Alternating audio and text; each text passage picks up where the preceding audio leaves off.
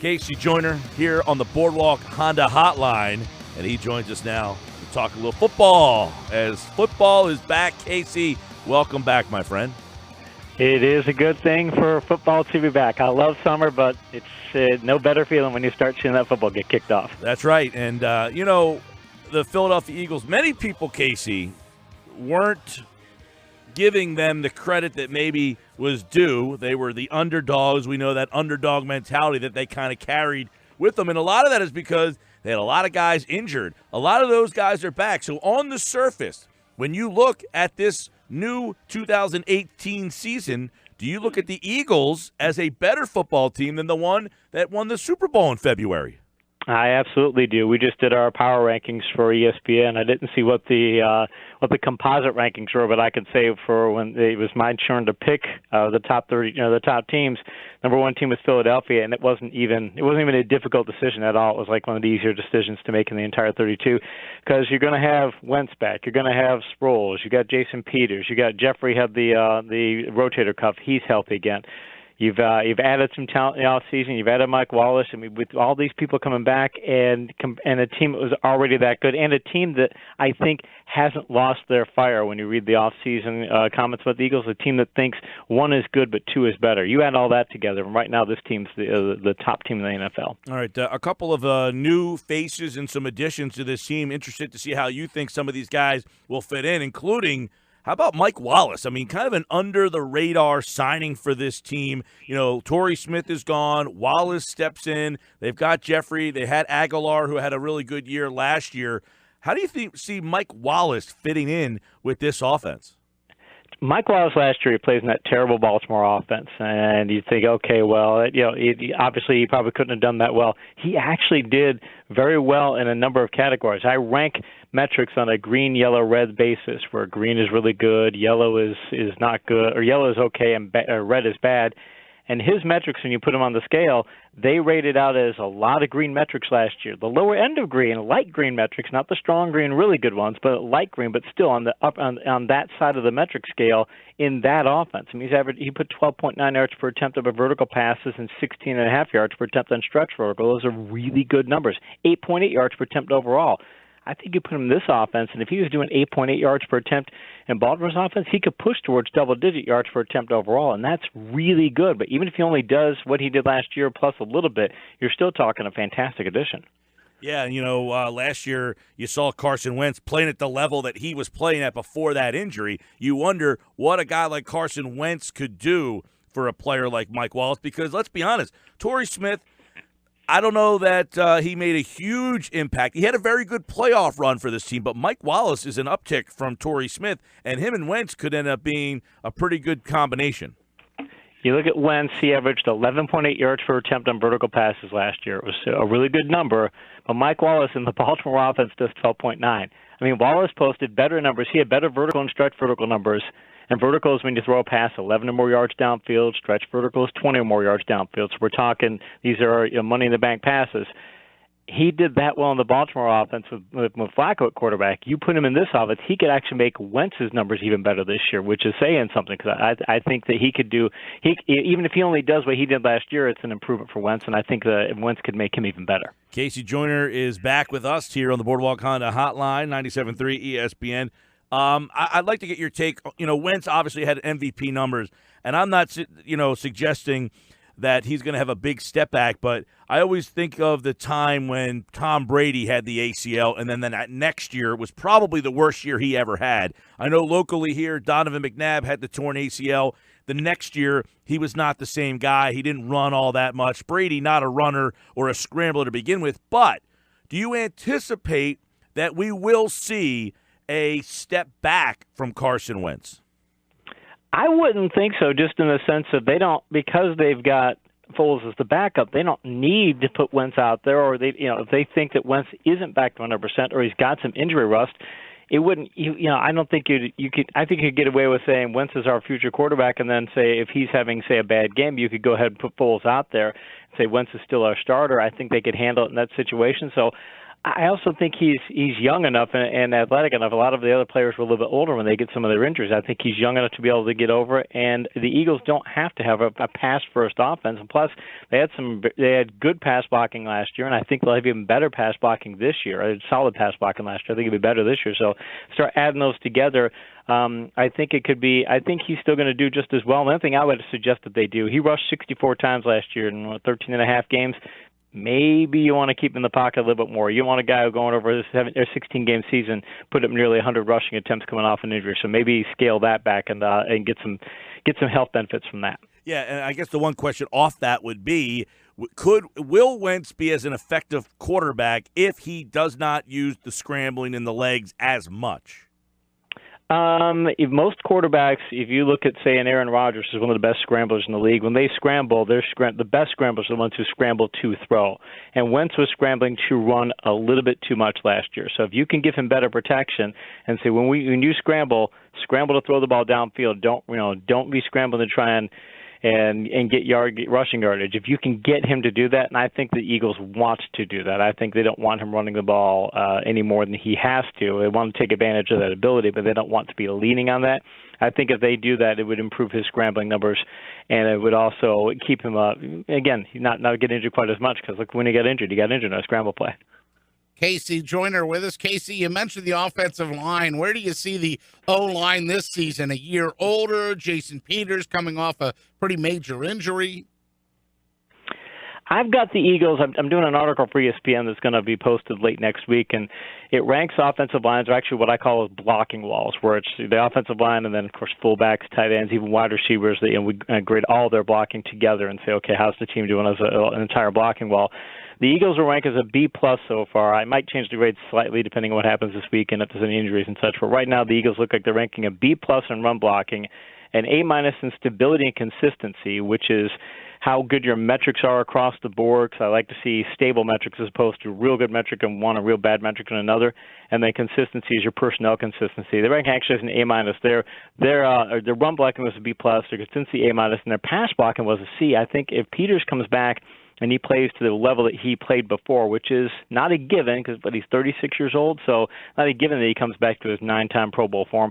But if he comes back, that grade could move up. But the combination of those three metrics gives them an overall grade of B, which ranks them 7th in my rankings. So I think this is a top 10 blocking wall that could be even better if Peters plays well. Hey, Casey, where do you rank Zach Ertz at tight end? Because it seems like to me his name gets overlooked sometimes when you throw up guys like Travis Kelce or Gronk. He should, and the fantasy football world would say that he's getting right up there. I've been in a number of mock drafts this past week, and the fantasy community is on board with him as that. And I look at his numbers and go, he had 103 targets last year if you include pass penalty plays like pass interference, illegal contact, things of that nature. That's a really strong number. Very few tight ends are going to get triple-digit targets. And he averaged 8 yards per attempt on those plays. He actually averaged 13.5 yards on vertical passes and 22 yards on stretch vertical passes. Surprisingly, he only averaged 6 yards per attempt on short passes, which is a mid-tier number. So I actually think he has room for improvement in those areas. We can get his short pass production on a per-pass basis up in the air. So I think he's already a top 3 guy, but if he can get that short yardage number up there and then keep the volume at about 100-plus targets, I think he'll be competing with Kelce and Gronk as the top 10 in the league. You know, we talked a second ago, KC, about Jason Peters coming back from injury. Darren Sproles also coming back from injury, says this will be his final year. How do you see him fitting in the Eagles' running game without LeGarrette Blount around? I think that they can take their time with him and do what they don't need to lean on him. But if he's healthy enough, their passing game last year, you take a look at what some of their running backs did in the passing game, and it really wasn't that good. Even Ajayi last year, altogether last year, and this includes some of his time at Miami, but altogether last year, Ajayi had 34 targets, and he only averaged 4.6 yards per attempt. 4.6 yards per attempt on passing plays is just terrible. I think that number can move up even higher. Interesting thing for the Eagles running game, though, I grade matchups on a matchup point scale from 0 to 100.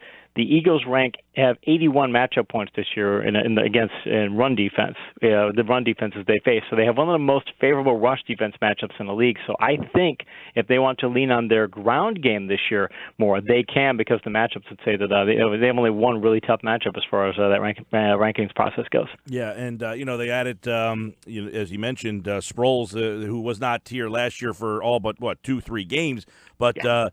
They lose Blunt, but Ajayi, we'll see if they give him more. But it seems that Doug Peterson is not going to feature a guy so much. They're going to try to, rotate these guys. The interesting thing will be is Corey Clement. I mean, he was kind of the star of that Super Bowl, had the play that set up the Philly special play. I'm interested to see how they kind of fit him into the offense, and if he ends up being a guy who gets a lot more burn in the offense this year than he did last year.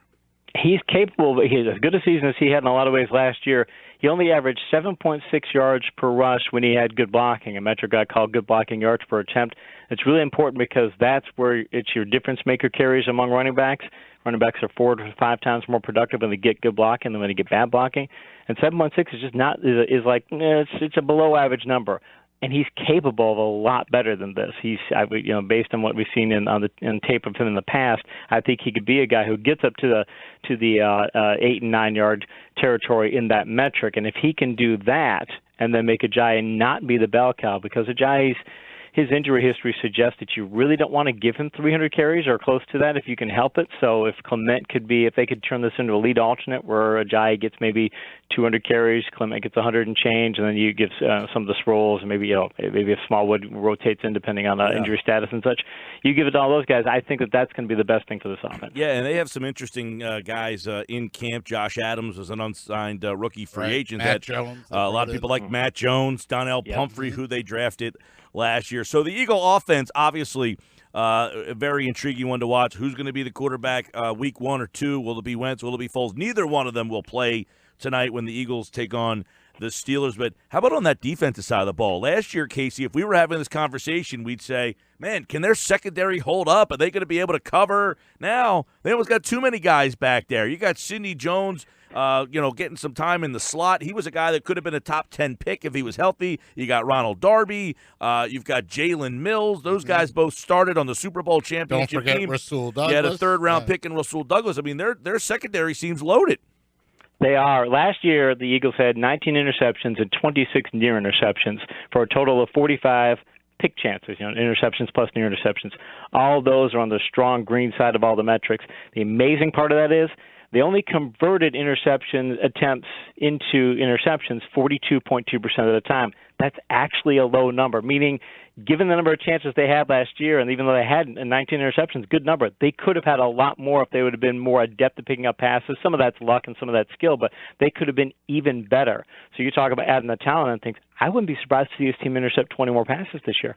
And couple that with the depth on their defensive line, Casey. I'll ask you. I mean, they got Michael Bennett. They lost Vinnie Curry, but they substituted him with Bennett. They also have Derek Barnett in his second year. They brought back Chris Long. They've got Brandon Graham. They brought in Haloti Ngata. I mean, could their defensive front actually be better and cause more pressure to cause more interceptions? It's got actually upside potential because they only had 38 sacks last year, good but not great number. And I measure something called pass rush impact plays. It's plays where you're actually sacking the quarterback, knocking the ball down, doing something that actually impacts, not just a pressure, because pressure is really, if you look at the pass rushing, if you start to measure, pressures aren't really that valuable, but when you actually make an impact on a play is when it's valuable. Eagles had 11.5% of their plays turned pass rush rate last year, 11.5%. It's an okay number, but there's a lot of upside there. It was I think it was 18th in the league last year. I think they're capable of a lot better than that. So I think not only can they get their sack number up because they've got all this talent, I think they can get their pass rush impact plays up. You get that up there, and you can start giving the defense just as many pick opportunities, and I think this defense is going to have more than 5 return touchdowns than it did last year. KC Joyner with us as the Eagles take on the Steelers tonight. Football is back. It's the first preseason game. KC, what kind of a player do you think Bennett will be with the Philadelphia Eagles coming over from Seattle? Again, he can be rotational. They don't have to make him the guy. He's not what he was at one time. But if you look at their NFL history, you can find plenty of instances where a team took a pass rusher and said, okay, we can rotate you and only give you so many snaps, but you can be impactful on those snaps. I think it's a perfect situation for both of them because I don't know. I think he could still be a good every down player, but I think if they said we want you to just rush the passer, I think it'd be beneficial for both of them because the Eagles' offense, as powerful as it is, their defense is going to have plenty of opportunities for pass rushing attempts. Yeah, no question, Casey. And you look around this team. We talked about the offense. We look over on defense. Now, Jordan Hicks should be back and add to the linebacking spot. The one area they're a little weak is depth at linebacker, but with Nigel Bradham and Jordan Hicks, if they're healthy, they're very good there. Malcolm Jenkins, Rodney McLeod, they're very good there. Where is, in your opinion, the weakness of this Philadelphia Eagles team? The thing they struggled with the most last year was in defensively is when they were good at stopping the rush. I mentioned that good blocking yards per attempt metric earlier. They were good at keeping teams from getting many good blocking carries. I think at 36.2% good blocking rate allowed, which was one of the top 5 numbers in the league. They're very good at doing that, but they allowed more than 9 yards per attempt when they allowed good blocking. That's a really bad number. So they were shutting offenses down in the sense of not giving them many big play running opportunities, but when the offenses did get big play running opportunities, they were getting big gains. You can't do that. That's not a very high percentage move. You'd rather allow a higher percentage of rushing plays and keep that breakaway number down to, say, 6 and 7 yards per attempt. So I think that's what they need to do is make sure that you're so aggressive. When you're so aggressive, you got to make sure you still maintain your discipline and such because they're going to be facing a lot of powerful rushing attacks this year that if you start getting out of lanes and such, you're going to allow big gains, and they can't do that. All right, let's whip around the NFC East real fast with KC Joyner here. Give us a thought on the Giants, Saquon Barkley, Odell Beckham. This team's going to be healthy, something they were not. Well, at least they're going to enter the season, you would think, healthy, something they were never last year. The offensive line looks better. Everything seems to revolve around a 37-year-old Eli Manning. So are the Giants a scary team in the NFC East? They can be. Interesting thing for them is that I measured that matchup points ranking. They have 85 pass defense matchup points, which is a really high number. So they've got a really favorable passing defense schedule. 68 rush defense matchup points. It's one of the more tougher schedules. So I think that the schedule says they should throw the ball more. But they didn't get Barkley. They just, to just start having Eli throw 600 passes. I think it's going to be interesting for them. That doesn't dovetail well. Plus, Barkley, 36th in college football last year among Power 5 backs with 100 or more carries against Power 5 opponents. In percentage of rushes to gain 5 or more yards. He's not the breakaway back people think he is. He's a volume guy, which is valuable, but he's not. He's not a breakaway guy. Well, they need anybody to run the ball. They haven't had a 1,000-yard rusher since what? Ahmad Bradshaw out there. Yeah, they'll give him the ball enough. Even if he's not getting breakaways, they'll give him the ball 300 times. He'll still get 1,000. But what do you think of Eli? You think Eli still has it, or were other things factoring into why he struggled the last couple of years, or is he at the end of the line? I mean, we know he's at the end of the line, 37, but has it been him, or has the team just been the problem around him? They gave him great pass blocking last year. He had one of the best pass rush rates allowed. The Giants had one of the best pass rush rates allowed last year, so it wasn't that. But when you have that many injuries to your receiving core, the way his numbers were, he's playing with 5th and 6th stringers last year. Some of the guys who we put in the lineup is just that bad. I think that it's more him than the offense around him. But if he's got healthy receivers, his numbers still spike. Let's go to Dallas. They get Elliott back. I mean, they're 500. They missed him for a portion. Dak didn't have as good a year, but they had some injury issues out there as well. They were the favorite coming into last year. Does Dallas jump back into the conversation for top team in the NFC East? Elliott only posted 6.3 yards per attempt on good blocking plays, one of the lowest numbers in the league. He's capable, obviously, of a lot better than that, so they need him to do better than that. Who do they got a receiver? I mean, Alan Hearns, his metrics aren't that good. Terrence Williams should be there too, but they're going to have. He's not even going to be there too. He's probably going to be rotated out. Beasley, they're talking about putting him on the outside. Talking about putting Cole Beasley, the quintessential slot receiver, and saying he's going to play more on the outside. They're acting like they can play call their way to success, and as good as Dak Prescott can be, that's not what his strong suit is. So. And the thing is, Cowboys have a similar schedule. Really strong in pass rushing or pass matchups and really tough in rush defense matchups. I think they're going to have him throw the ball more. When you got those receivers like they do, I see that this offense is struggling this year. Okay, interesting. Washington, they changed quarterbacks. And, this is a team that perpetually, in the last 10 years, except for maybe one, has been, kind of at the bottom of the NFC East. Changing to Alex Smith, did they do enough to bring them over anybody in the NFC East, or are they still towards the bottom? I mentioned the metrics, green, yellow, red, green being great. Alex Smith last year, 14.7 yards per attempt on vertical passes, 21.9 yards per attempt on stretch vertical passes, both strong green, top 3 in each category. He had 12 stretch vertical touchdown passes, 16 vertical touchdown passes. Those are very strong numbers. And they've got receivers who can help him get those sorts of numbers again. Plus, they added guys. Richardson had some really good numbers last year. I think that Alex Smith is underrated as a vertical passer.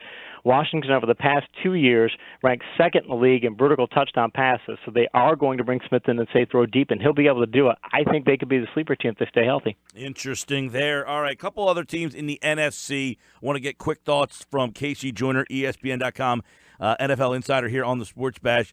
Everybody's talking about San Francisco. Are you on board with Jimmy Garoppolo and the 49ers?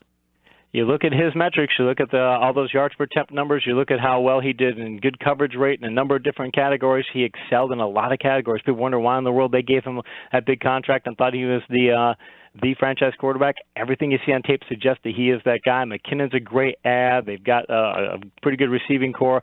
I think there might be a bit too much hype on them, but this is a team that's definitely trending upward. If they don't turn it around this year to get to the playoffs, they'll be in playoffs in 2019. A lot of people love the Rams. They were like the Redskins of the offseason. They went out seemingly and got everybody. Will that put them in Atlanta in February? I don't know if they'll put them in Atlanta in February. They've got an exceptional group of talent. Their offensive line is one of the best in the league. They had the best good blocking rate in the league last year. They had very good pass blocking numbers. They had good sack numbers, but they had not as good pass rushing allowed numbers. I think they could do better there. Goff is great as he is. He's been fantastic in a number of metrics. I think there are ways he can be improved. In fact, Brandon Cooks is a great vertical receiver, so I think they're trending upward. But what they did in the playoffs makes me wonder. I got to see them on the big stage win some more of those games because they seem to freeze up in the playoffs. So many good teams in the NFC we can pick on. Let's throw the Vikings out. They were in the NFC Championship game, but they changed quarterbacks. Kirk Cousins now in charge. Does that ultimately make them the best team in the NFC? Cousins 2 years ago had some of the best vertical numbers in the league, and last year he didn't have quite as good of numbers, but that was more because he had a lot of injuries at receiver. So I think he is that good of a player. I still don't trust their defense, as odd as that sounds. Their defense does well because of situations they put them in, but you start looking at their metrics, they had terrible pass rush numbers. Their interception numbers were okay, but not great. They have the potential to get into a lot of shootout games this year, which is not what this team wants to do. So I think Minnesota is still one of the powerhouses, but I think that they're a team that because their defense isn't as good as they think it is and everybody else thinks it is, I think the defense is what's going to keep them getting anywhere. How about getting back Aaron Rodgers? What does that mean for the Packers? Are they the best team in the NFC? I talked about Rodgers and his scrambling ability. They had some of the worst pass rushing numbers in the league last year, and part of that might have been Hundley and that he tends to hold the ball too long. He can make the offensive line look worse than it is because he's not getting the ball when he should. But how do you replace Jordy Nelson? He had terrible numbers last year, but he was the guy, the tear the top off the defense guy. And Adams is good, but they don't have anybody else to take over that role. And so I think that's a big factor. If Rodgers can get somebody else to be that person to tear the top of defense, I think they've got something. But if that can't happen, then I think that it's going to be obviously improved, but I think that it could be, I don't know that they're going to be the powerhouse team people are thinking they're going to be. Okay, Alvin Kamara said that they would have kicked the snot out of the Eagles if they played him in the NFC Championship game. How about this year? Do the Saints have enough to get back to that point? They do. They've got their run blocking with some of the best in the league. I still question, though, I just question if they have enough in the passing game, believe it or not. I think that Thomas is a very good possession receiver, but I don't think he's a tear the top off the defense sort of guy. Meredith could be there, but who knows if he's going to be what he was in Chicago. Ginn can be that guy, but can he see any more? He got 71 targets last year. Is that all he's going to get? Because if he's that, then he's got a limited impact. I think they need to show that their passing game could carry the team if they have to, because their schedule says they're probably going to get a lot of high-scoring games, and I think they can do it, but I really want to see if that's something that they're still capable of doing. Because last year they looked like they didn't want to get in the high-scoring games, and I think because they don't want to lean in the passing game more than they need to. All right, the NFL season is back. KC Joyner is back with us, and of course, KC Joyner you'll hear all throughout the football season. He's also covering some WWE stuff for ESPN.com, which is why Casey had to come on a day early than we'll normally talk to him during the course of the year. You are covering the Mae Young Classic on the WWE Network. Yeah, we're covering Mae Young Classic. Went over there, and they broke some news. We broke some news through WB that for the Mae Young Classic, they've got Renee Young and Beth Phoenix as the color commentary team, along with Michael Cole doing play-by-play. It's the first time that WB's ever had two women working in the booth, and it's a pretty big moment for them. And actually, that dovetails into this coming Monday. Jonathan Coachman, who usually does color commentary on Monday Night Raw, he's out on assignment, so Renee Young is actually going to be filling in for him on Monday night, and it'll be the first time, we believe, in WB Raw's history that they're going to have a female commentator on the show for the entire 3 hours. So it's part of their Women's Revolution movement. Yep. It's the next step in that, and I think that they're going to be very happy with how both those situations turn out. For all of Casey's NFL and WWE coverage, follow him on Twitter at KC Joyner TFS, and we will be talking to Casey Mondays to recap and Fridays to preview all throughout the football season. Back for another NFL season here on the Boardwalk Honda Hotline. It's great to catch up with you, pal. Appreciate it, man.